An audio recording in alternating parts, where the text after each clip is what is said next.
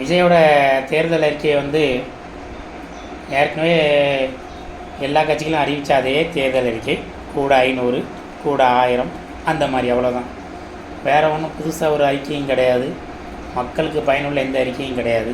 ஏற்கனவே லாஸ்ட்டில் போகிற அந்த போக்குவரத்து துறையை இன்னும் சோழியை முடிக்கிறதுக்கு அவரும் கூட ஒரு அதே ஃப்ரீ இதை தான் சொல்கிறத தவிர வேறு ஒன்றும் புதுசாக ஒன்றும் சொல்லலை.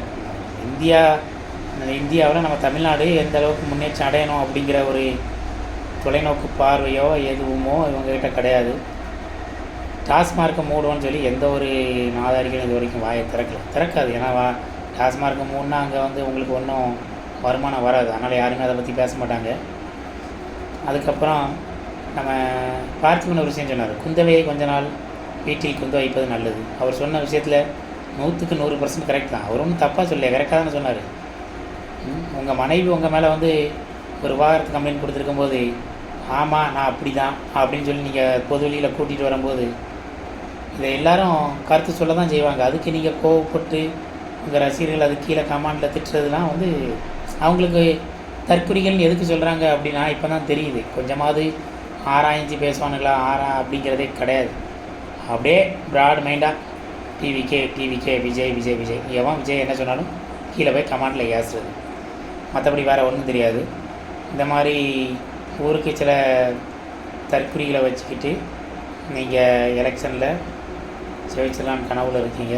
பட் அது கிடையாது. இந்த ஃபீல்டில் இறங்கி நிறைய வேலை பார்க்கணும். அப்படி பார்த்தா மட்டும்தான் தமிழ்நாட்டில் நாம் ஒரு இடத்துக்கு வந்து ஒரு குறிப்பிட்ட தொகுதியாவது வின் பண்ண முடியும். அது இல்லாமல் நீங்கள் பொது மேடையில் வேறு அந்த உங்களோட மனைவி விவாகரத்து கேஸை பற்றி தான் நீங்கள் சொல்கிறீங்க. அது பெரிய ஒர்த்து இல்லை அப்படிங்கிறீங்க. ஏன்னா உங்கள் கூட வந்து இவ்வளோ நாள் வாழ்ந்து 2 குழந்தைய பெற்றதுக்கப்புறம் அது உனக்கு ஒர்த்து இல்லை அப்படின்னா நீங்கள் என்ன மனநிலையில் இருக்கீங்க? உங்கள் மனைவி சொன்ன மாதிரி நீங்கள் ஒரு அவங்க சொல்கிறாங்க ஒரு கிராக்கு, அந்த மாதிரி தான் அங்கே பதிவிடுதாங்க.